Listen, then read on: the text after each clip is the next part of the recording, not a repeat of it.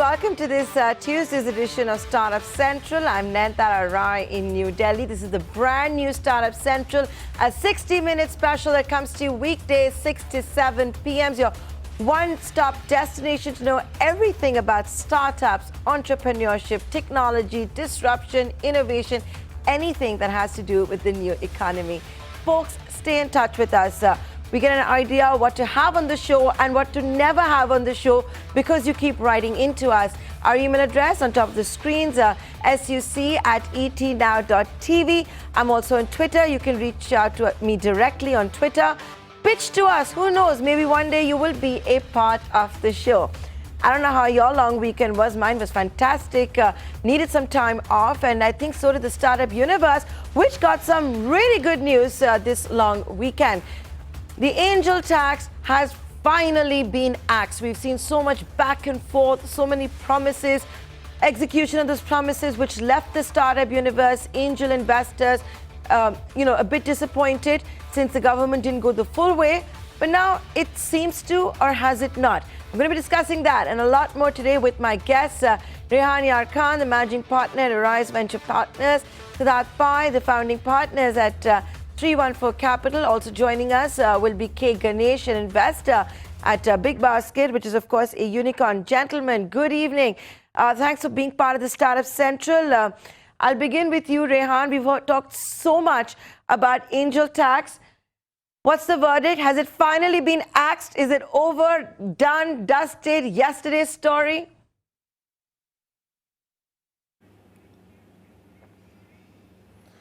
Looks like that, Nayantara. Thank God for that. It certainly looks like, this new notification which has come out covers all the issues and hopefully it looks like it will be put to rest. I think the big one in there is that people, the previous notification had said that it was not applicable, the benefits were not applicable to people who had received orders against them. I think the new notification now covers that, and that is very important because all the people that have been battling angel tax are the hundreds of startups which had actually received orders against them, and that was actually left out in the previous notification that only covered new startups. So that has seemingly been taken care of, and hopefully, assessing officers. And we've had these cases, right, that sometimes these notifications come out, but the assessing officers don't yet follow them. Hopefully, the assessing officers will start following them, and there will be relief. In this case, reversal for all those who have received orders. So yes, so it looks like it's a good one. So the angel tax has been axed. The government has done a U-turn of sorts, a tax that had first been introduced by the then Finance Minister, Pranab Mukherjee.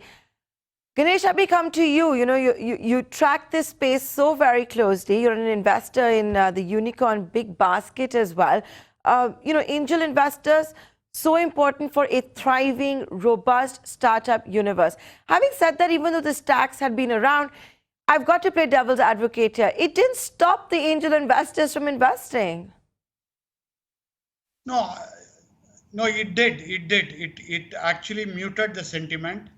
The reason why angel investors were hesitant to invest was because in its original form, the company and the startup founder had to give a lot of details about the angel investor.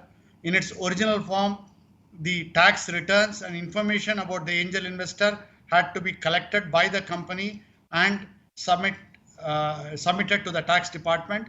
That was completely infeasible, draconian. Now, angel investor doesn't have to invest in startup. There are so many other investments avenues available.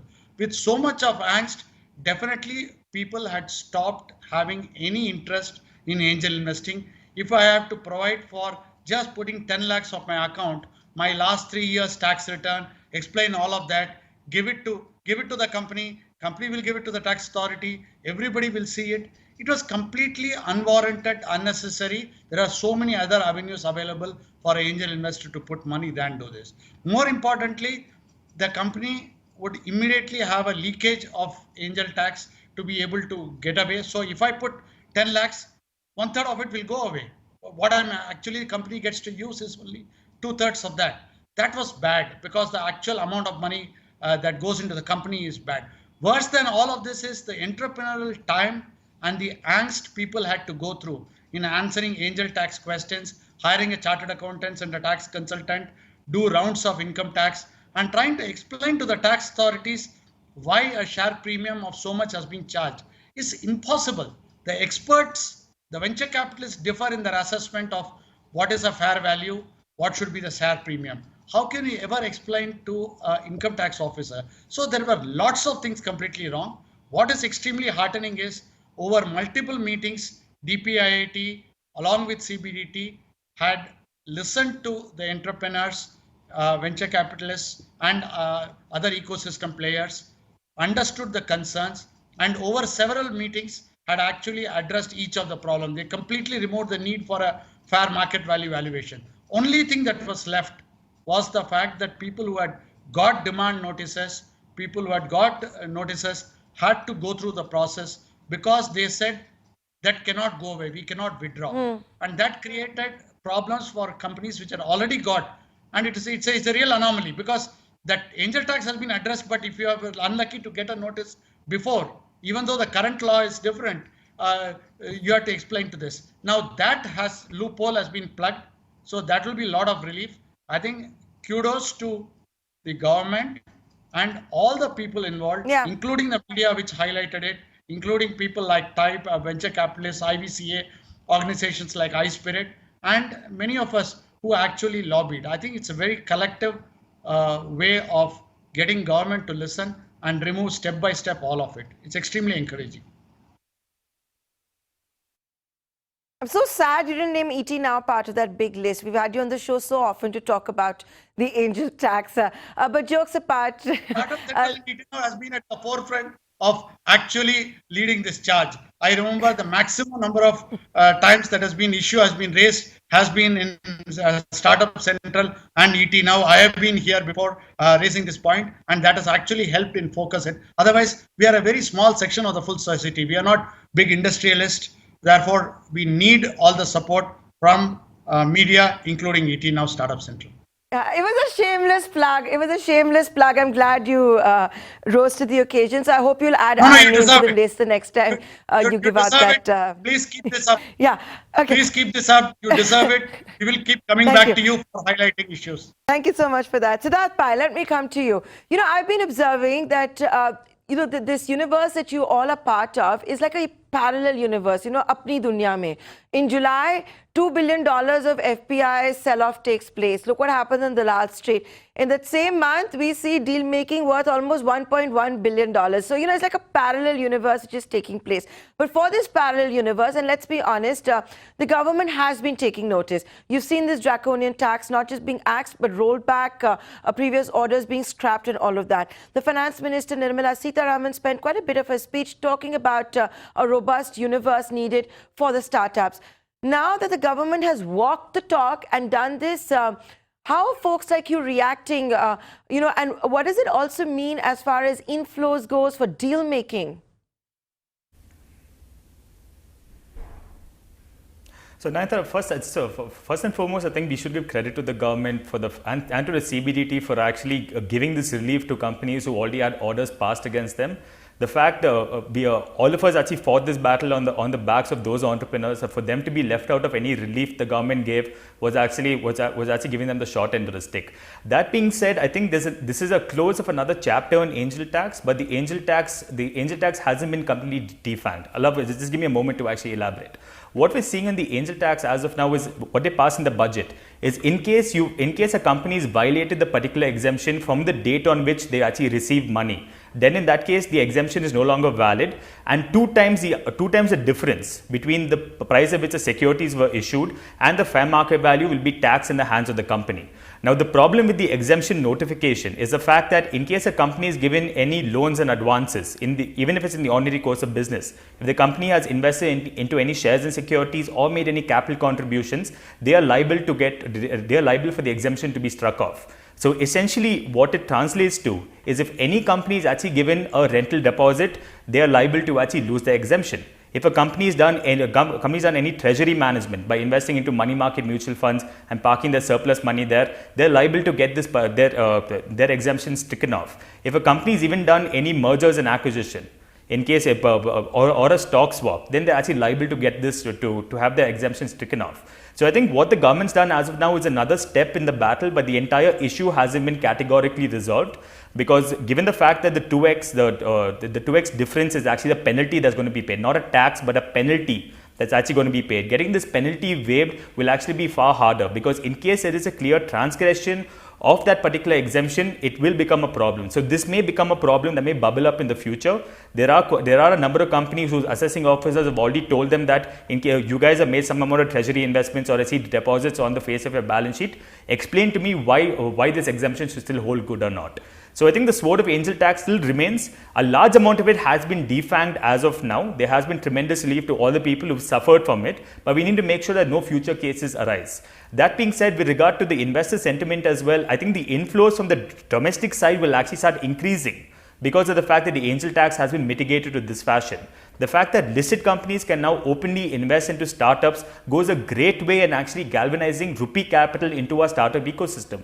Out of $12 to $14 billion that India sees in FDI into startups specifically, it's only 8 to 9% of that actually comes from rupee sources. A large amount of this capital actually comes from foreign sources. In spite of the fact that our 10 largest companies actually sit on enormous cash balances on their balance sheets itself.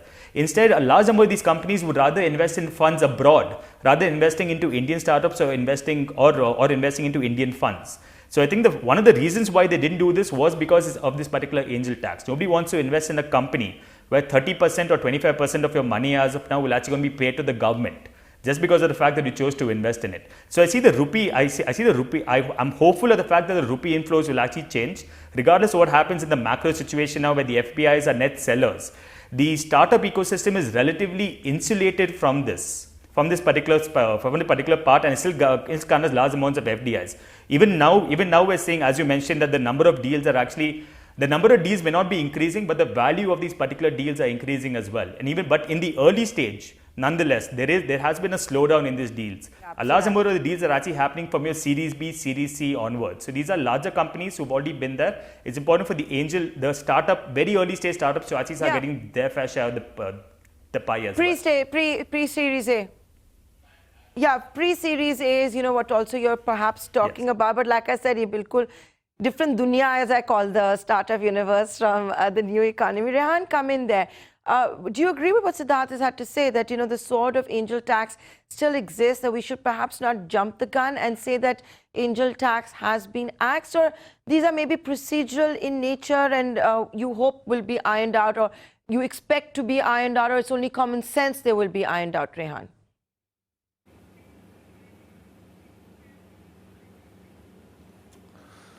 Yeah, Nandra, that issue, while it remains, that if the money that you have received from angels or the investment that you have raised from various investors, if that is utilized for certain purposes, like for example buying a mutual fund or making some, or doing an M&A, your exemption would no longer apply. I personally believe that that is applicable only in very few cases. Companies, certainly we advise most companies to only keep their money in fixed deposits, for example, because that is a very safe place to keep your money. And if you think about it, angel tax is typically for companies which are in their first and second year, because that's when you raise money from angels. That's a small amount of money that you raise. And then later on, when you become more successful, then you start raising money from funds, where of course that money is completely exempt. So I think while this would be a nice to have, I personally believe that all the must-haves as far as angel tax go have been ticked, and it will certainly be nice to get this. It will certainly be nice to get this, but I'm not dampening my spirits over it. I think it has been a very big win. The biggest win has been that companies that have received orders or what are called demand notices are now also brought at par with with other startups, and that was a very, very important task. And I hope that that will clear up a large amount of the issues out there. Yes, it is certainly important that we do optimize it and do get this issue around underlying assets, because it's a silly one. Imagine if I put my money in mutual funds, etc., then why should I be subject to angel tax? I mean, I can understand where the tax department is coming from. They are concerned with the use of funds because, as you know, people have done dodgy things in the past in India. But I think what they can do is they can maybe come up with some kind of a positive list on that, right, to solve it. Yeah, don't paint everyone with the same brush. I think all industry participants are talking about. In fact, we at ET Now also reported how the Finance Minister Nirmala Sitharaman will be visiting all of the metros, including some tier 2 cities, definitely covering all the zonal offices to get to the bottom of all these allegations on tax terrorism, as well as harassment from the Enforcement Directorate. And that's not just for the big industry, but it's also for SMEs, it's also for startups.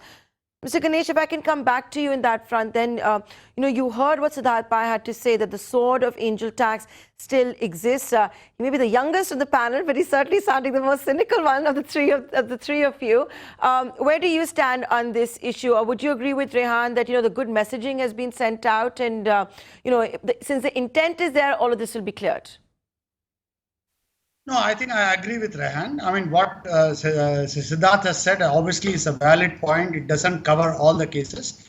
But our biggest problem was that each and every startup, however small it is, I decide to start tomorrow, I borrow money, 20 lakh from my friends and then start it.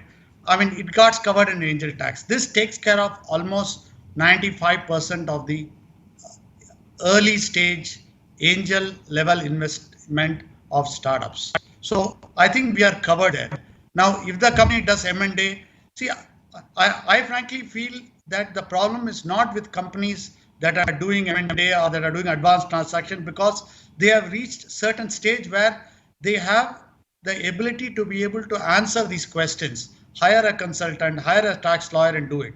Yes, ideally I want 100% to be covered, but I think in terms of sheer number, the young startup in his first 1 or 2 years, where they are trying to prove out the model, have raised some amount of money, chasing behind taxmen, hiring a lawyer, consultant, all that has got taken care. And I think more importantly, this ensures that the spirit is very clear.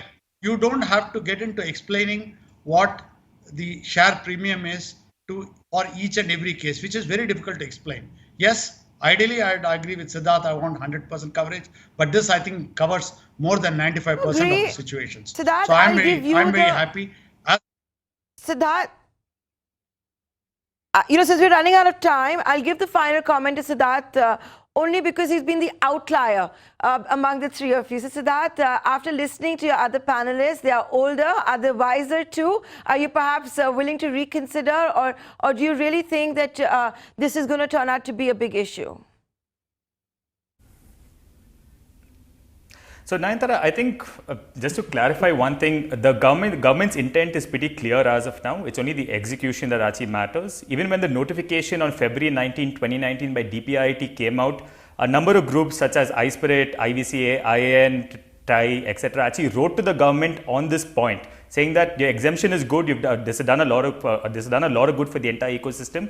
It's only that Section 6 is a problem, where the company's already got orders, don't get relief, and this particular exemption list. Now, the reason why the exemption list is pernicious is, number one, rental deposits is another thing, but this exemption has to be carried on for 7 years from the date on which you originally raised this money. So from a course of 7 years for these startups, an M&A by the issue of stock will become reality. As the companies actually grow, as the companies mature and they raise a large amount of funding, then in that case, treasury management will become important.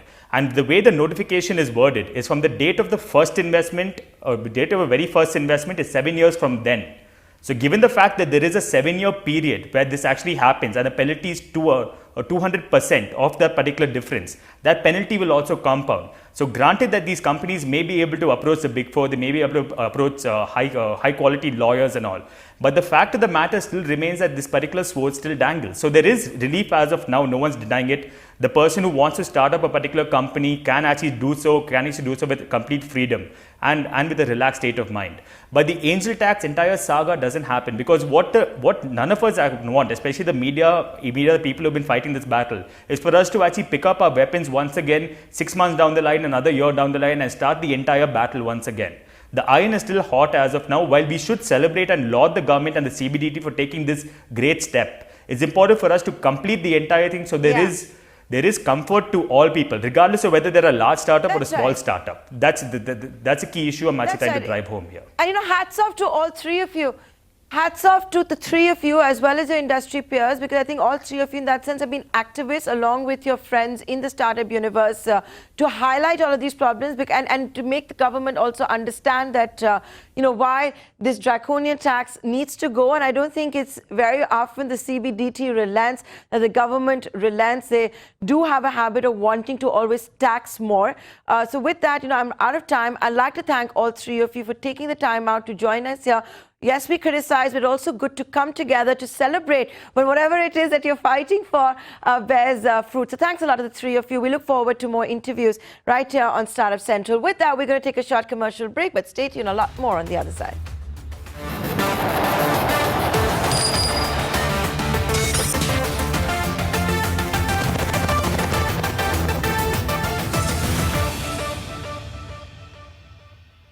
Well, now we're going to focus on a real cool, quirky company, which is keeping companies like us here at ET Now on our toes and making us feel a bit old as well. I'm talking about Pocket Aces, and joining me right here on Startup Central is one of the co-founders, Anirudh Pandita. Hi, Anirudh. Welcome to Startup Central. Cool company. We'll get to all of that in just a bit. But first... Hey, Nantara. We've got you here because you're some of the best investors in the world, as you say on your website, and you've just done a fundraise. Take us through that. Do you want to share with us what your valuation is? And, as a digital marketing company, you better market a good pitch. How do you do it to get the best on board? So Nantara, we're a digital entertainment company focused on mobile video. We've produced some of the most popular content in short form, long form, and interactive content in India today. And we have one of the largest distribution footprints amongst all digital entertainment companies in India today. We are very lucky to have some of the best investors in the world as our partners. And the investment that we've raised recently is really a recognition of our leadership in this sector, and also the potential of this digital entertainment sector, where I think things are just getting started and we're going to see many years of secular growth here. So, what are you going to do with all of these funds? And is this your first fundraise? Can you take us through that? Because I think a lot of people will be watching you. They're aware of Pocket Square. They're aware of the cool content and the cool clients and the big clients that you have. But why is it that a digital entertainment company like yours needs to go in for so many fundraisers and have so many investors? Yeah, this is our Series B round, and we had the A round, which had the likes of Sequoia, North Base Media, and the co-founders of Infosys Investing. This round had Sequoia DSP Group and 314 amongst others who invested in this round. The capital that we are raising primarily is for three areas. So there is investment in content. We are building capabilities to scale up our distribution and to also get to about 30 long form shows a year. And that requires us to not only build capabilities, but also buy up content, IP, and build up a library of world-class assets. The second investment is in technology. We run India's first and largest interactive esports platform. We would like to continue down that path. We think it's the future of what gaming and gaming entertainment looks like in India. So there's investment in that. And the third is that as you grow, the most important investment has to be in people. And people are what form the base of any company, and we want to make sure that we have the right amount of senior leadership join us from across the industry, and also to grow internally at a good clip. Okay, so you told us what we can expect, and Anirudh, I've got to say, you make some of us feel really old, fuddy-duddy, like maybe we are still like, I keep telling my team, like, stop thinking like Doordarshan, let's do something fun, but we'll get there one day. But having said that, what are the interesting trends that you're seeing when it comes to all of these things you talked about? For example, content. Would you folks want to, for example, sell content to the likes of, let's say, a Netflix, Amazon, Hotstar? Is that the progressive step? Or could you also perhaps look at competing with them and maybe have a homegrown platform like, you saw with maybe Alt Balaji or Z5? See, our view is that you must follow and understand consumer behavior, and if you can spot things early, you can be a leader in those areas. And I think the consumer behavior is shifting in a secular manner to consumption on mobile. There is no question that the centerpiece of today's entertainment experience is the mobile phone. And with the emergence of Jio and kind of the smartphone revolution across India, access has become very, very easy for everyone. Data is cheap, and so the phone becomes very important. And the phone allows you to do three things. Number one is that it opens up a completely new time band of entertainment. So short form content becomes very, very important. And if you don't understand short form content and have the data around short form content, I think you're really, really going to be in a bad position a few years from now. The second thing that this allows you to do, the mobile revolution allows you to do, is that it allows for interactivity. So a cable box can only do so many things. Your remote has only just so many buttons. But with interactivity, many more things can happen, and the phone allows you to do that. And the third is there's personalization that the phone allows you to do. And when you look at the entertainment platforms of choice that are emerging, they are creating for one individual, and that's you.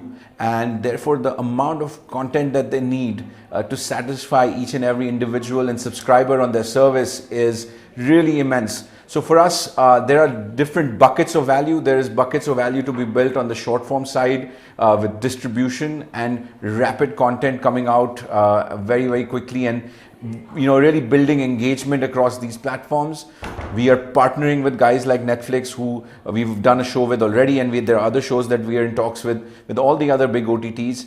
And really, this is going to be a market with multiple OTTs that are going to fight it out with a few remaining. And for us, the method to build a sustainable enterprise is to build great IPs by partnering with these people and not competing with them. And so for us, we are continuing along that path. We were the first digital. So I want to take up some of those points. Yeah, go ahead. Yeah, I want to take up because you said a lot. So let's take it one by one. Yeah. So when you say a remote control has so many buttons, it can't provide customization and personalization. Throw some color. What does that mean? Like, are you talking about maybe what we saw with Black Mirror and Netflix? Or are you talking about that I tomorrow can choose, I want a happy ending, I want even a happier ending, I want this couple in a movie to break up, I want to make sure that the protagonist kills the villain. Like, I don't know, is that the kind of personalization you're talking about? So, the simplest form of personalization is the fact that today you can watch content you like, and the platforms suggest and recommend content that you like. So that's the first form of personalization, and what that means is the shared screen experience is dead, right? Only large events will be watched by lots of people together. Everything else will be based on personal tastes, and those tastes don't have to be just necessarily limited to where you're from or whether you're male or female or you're Sec A or Sec B. There are tastes that are way larger than that, and they're more complex. And today these platforms actually are able to really zoom in on those tastes. So I think having brands that speak a certain language and having strong brands that speak to a certain audience, they become very important. And so no longer is it about getting the whole family together and then we have a family entertainer. That cinema or television language of content and that method of making content is going to go away in many ways. And it's really about, so for us, for example, we are one of the leaders in young adult entertainment, basically, entertainment which caters to young populations. We understand that cohort very well. We get data on them through short form content. And so we can take very intelligent long form bets. which previously in the history of television has not happened because they don't have that kind of data or that agility that we do. So I think that personalization is really changing the game. And who is finally recommending Black Mirror to you? Your friends. And so, if you don't have that mechanism of influencing that or giving them that content, you're not going to be in the same ballpark as your competitors. Anirudh, the reason I brought up Black Mirror was because Black Mirror last year allowed you to choose your ending. Yes. It was seen as path-breaking. Yes. It's also being seen as a future of entertainment. Yes. How far are we that from India? We're not very far. We run Loco, India's first live and interactive esports app, and what we did, the first show on that was the Loco quiz, which was basically a 10-question quiz where a live broadcaster, which is Gaurav Kapoor, went live, and when you watched the show, you could answer each question sitting at home, and you could win money at the end of it. So you suddenly took a format which was a quiz show format, which had either had one contestant or had 5 or 10 or 20, and you took it to millions of people who could now play and win. And I think that's already the start of the interactive journey. And what Netflix has done is just one part of that. I think we're just at the beginning of that. And we've created a bunch of different formats on Loco today, which have done very well for us. So I think that journey, we're just at the very beginning. So that's as far as a quiz goes. But you'll need some serious bucks if you're going to one day have. And I remember Shah Rukh Khan actually spoke about this at an Economic Times event, and we had Reed Hastings of Netflix there. We had Vineet Jain, some serious big players over there, and where he's talked about the future of entertainment is going to be where you will choose the ending of your movie, or you will want to see multiple endings, and one family is not going to like the same ending. But just the fact, and I'm talking to you also, someone who creates content, to create that and to provide those kind of options, possible in the near future? I think definitely possible. We've actually also scripted a show already of that sort internally. But I think really what it comes down to is, the consumer experience through the day is different. Right? You want to watch a short video when you wake up, you send it to your friends on WhatsApp, or you watch it on Facebook, you scroll on something on Instagram, you are watching a 5-minute video on YouTube, you're playing a game, in the evening you're watching and binging on a Netflix show, interactive or not.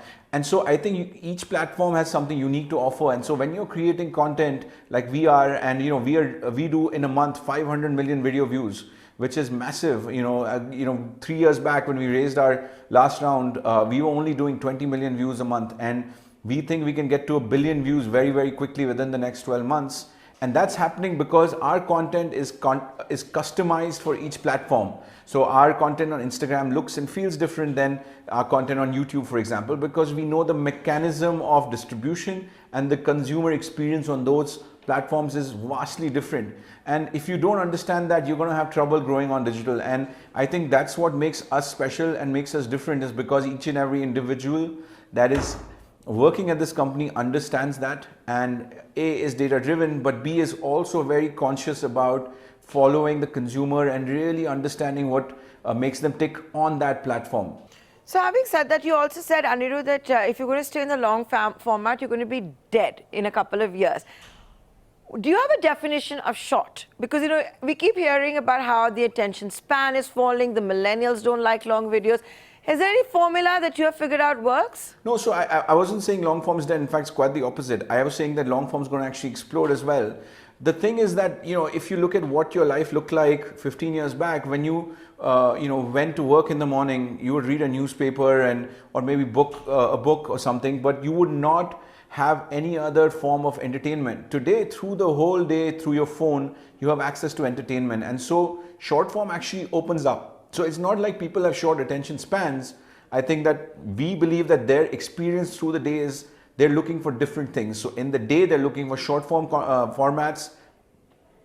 But in the evening, often they're binging on things, or when they're going on weekends, they're binging on things. So I think you're going to see an explosion both in long and short form content. And to your question, how short is short? Short can go from 10 seconds all the way to 3 or 4 minutes as we define it. And it really depends on the platform. Is it vertical? What does it look like? All of that depends on the platform that you're using to distribute the content. I want to now ask you, you've got various brands within Pocket Aces. Let's get specific about Pocket Aces now. Yes. When you look at those 3 brands, which is the one that excites you personally the most? Or have you divided it among the founders? Does it work like that? Yeah, so we are excited about all our brands, which is why we run them. The brands we are not excited about are not on our page. So, they're really, again, about different experiences that people are looking for. Filter Copy does short format content. It's the leader of short format content in India today. It's the most watched short format brand. Gobble does food and lifestyle content, catering to a different audience. And really, we're setting the pace there as the leaders as well.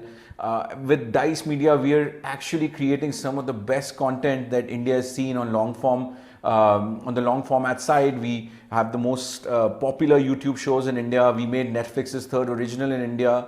So we are really, the way we look at it, these are different experiences people are looking for. And of course, Loco is our us peeping into the future and saying, what does interactive content look like? And we're betting on that as well. So I don't think that one is better than the other.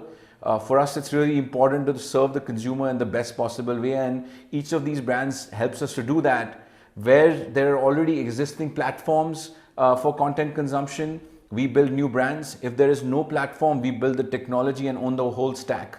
So for us, both are important, and it's not like one is more important than the other. For us as founders, we focus obviously on a few things. We distribute the responsibilities amongst ourselves, and we run these with a very strong leadership team. So it's not a one-man show like traditional film studios have been, where there's one person who takes a lot of the calls in these production houses. It doesn't work like that in our company, and we've really democratized that process.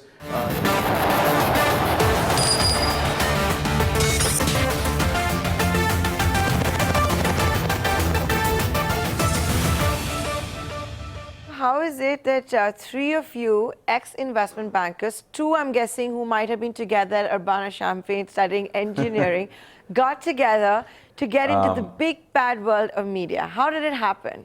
Yeah, so for us, Ashwin and I were roommates in college at the University of Illinois, both studying electrical engineering. We are not from a family of entrepreneurs, but our college had this environment of entrepreneurship. The founders of YouTube went there, Mark Andreessen went there, the founder of PayPal went there. So for us, there was always that environment. So we were always looking to do something new and different. And, Ashwin really took the plunge when he arrived here in India and started working in the film studios and really understood that world very well. I joined him in 2013 after, going to Wharton. And, we felt the entertainment sector was underexploited, both in terms of its business model as well as in terms of the stories we were telling. We felt there was a scope to really improve both. And then when Aditi joined us the year after, the digital revolution was just starting. And so for us, change in consumer behavior and change in business models really allow you to build large, durable businesses. And for us, then the entertainment sector became a very natural focus, because consumption, like I said earlier, was moving to mobile phones. So it was, to put it in a short manner, for us, it was a passion earlier. And so that gave us the initial interest to start. But then when we got here, we really saw the opportunity that really existed. And we felt it was a multi-year opportunity to build something durable. Okay, so that's the journey, the three of you that got together. You had a vision. I don't know whether you had to struggle telling your families that you're giving up secure jobs to follow your dreams, how that panned out, because that is something a lot of young entrepreneurs have to deal with. But how did you pitch? You've got some of the best investors out there in the world. You better have a good pitch in the business of marketing. But, any suggestions, any recommendations that you have for everybody who's tuning in? This is part of this, what we call on the show, the Startup Toolkit. Okay, so the way we look at it, obviously we have a lot of great partners. I think, the art of the pitch is obviously understanding what other people are looking for. But I think ultimately, these are not transactions. These are people who are going to be partnering with you as you build something of quality and something that hopefully really has a great impact on society and economy. So I think you really need to choose your partners carefully, and I think of it less like a pitch and more like a date, and think about who you really want to be associated with for a really long time. And I think not enough people do that. They think of these as one-time transactions, but they're not one-time transactions. equity is the most long-lasting asset. And so if you're bringing someone in as an equity partner, you really need to have the right equation with them. So don't think of it as an don't think of it as an interrogation, or an exam. It's a date, and you're evaluating them just as much as they're evaluating you. And we should remember that while you're talking to them.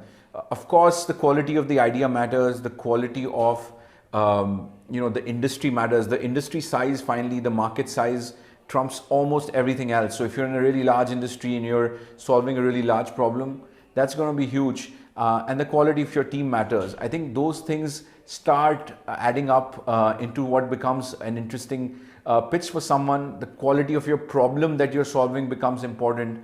But I think don't forget, my advice is don't forget that it's a date, it's not an exam. But you know what's also interesting is, Anirudh, I understand that, maybe given your engineering background, you guys actually use artificial intelligence and machine learning to figure out what's going to work well with the masses. Well, congratulations. It's definitely not just Saas Bahu ka serials, but how does it work actually? Any insights you can give us? So we obviously study data from across different genres of entertainment that we put out on social media. And in terms of, the way we think about how to bring data into this art of entertainment is that, we utilize the data we're getting from our short video channels, whether it's, a meme or a short video that we've done, to give us data on the quality of the theme, the nuance around the theme. Do people like a particular actor better than another actor? It really is the largest focus group you could have at a very much a fraction of a cost of what it costs on television, right?